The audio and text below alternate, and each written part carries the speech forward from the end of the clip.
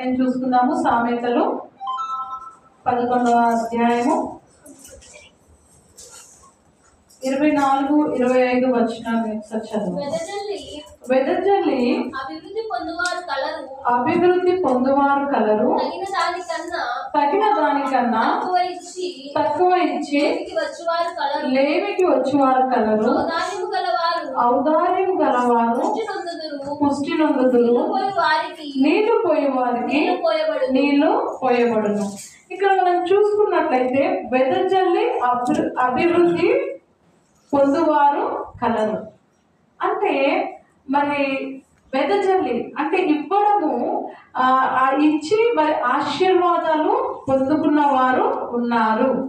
అయితే తగిన దానికంటే తక్కువ ఇచ్చి లేమికి వచ్చేవారు కలరు. ఇక్కడ మరి తగిన దానికంటే అంటే ఇచ్చే సమయంలో ఇవ్వకుండా, ఇవ్వవలసిన మరి దానికి ఇవ్వకుండా తగిన దానికంటే తక్కువగా ఇచ్చి లేమికి వచ్చిన వారు కూడా ఉన్నారు.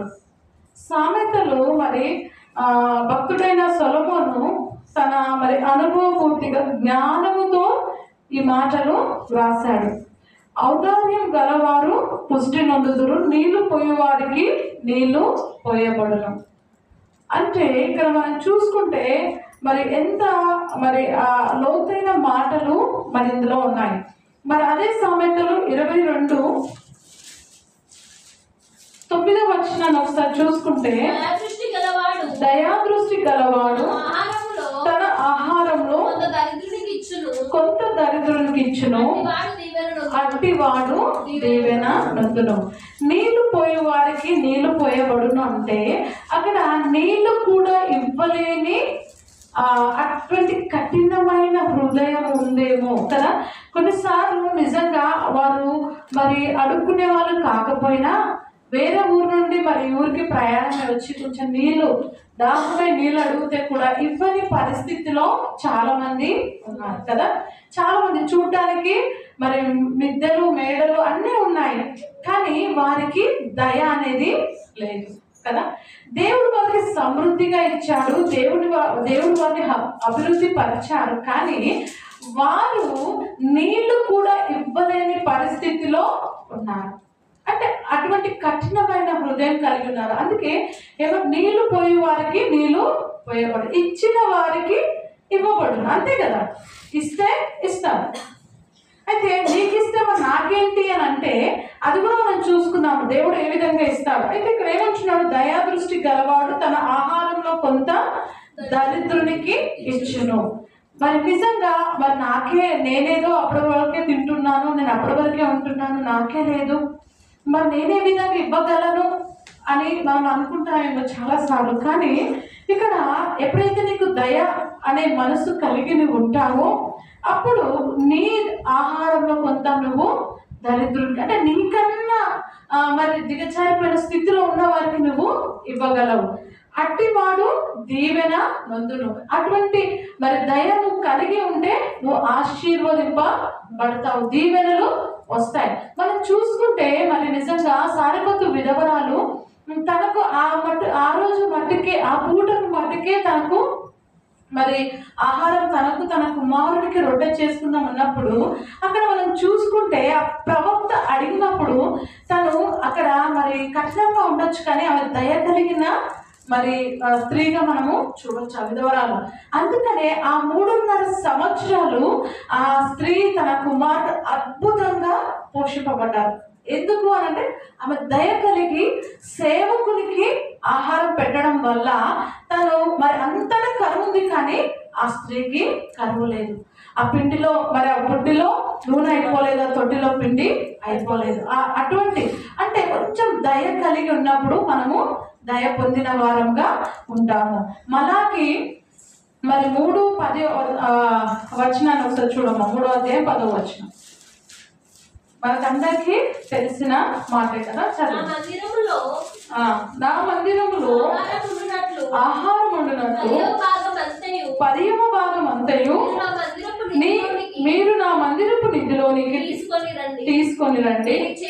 దీన్ని చేసి మీరు నన్ను శోధించిన ఎడల నేను ఆకాశపు వాకిళ్లను విప్పి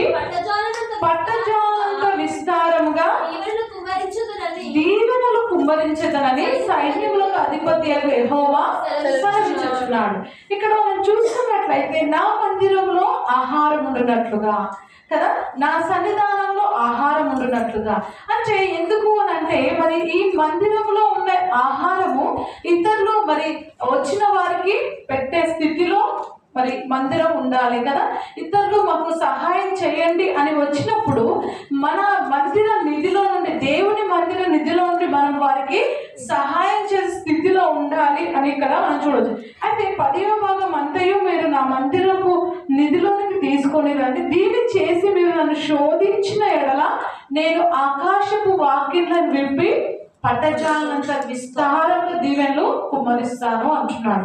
అంటే మరి దశభాగం తీస్తున్నాము దేవుని, మరి ప్రతి మాసము కూడా మరి మాకు ఎన్ని ఖర్చులున్నా, మరి మాకు ఎన్ని అవసరతలున్నా మేము దేవుని సన్నిధానానికి ఇస్తున్నాము, దేవుని మందిరానికి తీసుకొని వస్తున్నాము అని మీరు అనుకుంటున్నారు. అయితే ఒకసారి మీరు ఆలోచన చేయండి, ఆ విధంగా ఇచ్చినప్పుడు మీకు ఎక్కడైనా ఎందులోనైనా తక్కువైందా, లేకపోతే ఏదైనా అంటే ఇక్కడ మనం చూసుకున్నట్లయితే ఒకవేళ ఆయన మరి మందిరానికి తేకుండా దశంభాగాన్ని మనం దాచిపెట్టుకుంటే ఆ నెలల్లోనే మరి అనారోగ్యం రావచ్చు, లేకపోతే ఏదైనా హఠాత్తుగా ప్రయాణాలు రావచ్చు, ఏమో ఒకటి, దానివల్ల మనము తీసిపెట్టింది అంతకు రెట్టింపు ఖర్చు అయిపోతుంది. కానీ నువ్వు ఎప్పుడైతే దేవుడి మందిరానికి నువ్వు నీ దశంభాగాన్ని నువ్వు తీసుకొని వస్తావో నీ కొట్లలో ధాన్యము సమృద్ధిగా ఉంటుంది. మరి నీ శరీరంలో దేవుడు మంచి ఆరోగ్యాన్ని ఇస్తాడు కదా. హాస్పిటల్కి అనవసరంగా మరి ఖర్చులు పెట్టకుండా కదా, అనవసరమైన టెస్టులు చేయించుకోకుండా, కానీ దేవుడు నీకు మంచి ఆరోగ్యాన్ని ఇస్తాడు. ఎప్పుడంటే ఇక్కడ ఎంత స్పష్టంగా ఆకాశపు వాకిళ్లను నింపి పట్టజాలంత విస్తారంగా దీవెనలు కురిపి. దీవెనలు అంటే ఉట్టి ఆర్థికపరమైన దీవెనలే కాదు, శరీరకంగాను ఆత్మీయంగాను నీకు రావాల్సిన దీవెనలన్నీ కూడా దేవుడు నీకు ఇస్తాడు. ఇచ్చినప్పుడు మరి నీ సంపాదన వృధా కాదు కదా. నువ్వు దేవుడి సన్నిధానం నువ్వు తెచ్చినప్పుడు నీ సంపాదన వృధా కాకుండా దేవుడు నిన్ను ఆశీర్వదిస్తాడు, నిన్ను నీ కుటుంబాన్ని దేవుడు అభివృద్ధి పరుస్తాడు. అదేవిధంగా మరి లూకా సువార్త, మరి లూకా భక్తుడు మరి రాసిన సువార్త, వైద్యుడైన లూకా రాసిన సువార్త 6వ అధ్యాయము 38వ వచనాన్ని ఒకసారి చదవమ్మా. క్షమించుడి అప్పుడు మీరు క్షమింపబడుదురు, ఇయ్యుడి అప్పుడు మీకు ఇయ్యబడును, అణచి కుదిరించి దిగజారునట్లు నిండు కొలతను మనుషులు మీ ఒడిలో కొలుతురు. మీరు ఏ కొలతతో కొలబడుతురో ఆ కొలతతోనే మీకు మరలా కొలబడునని చెప్పాలి. ఇక్కడ ఎంత స్పష్టంగా దేవుడు మాట్లాడుతున్నాడు కదా. క్షమించుడి అప్పుడు మీరు క్షమింపబడతారు కదా.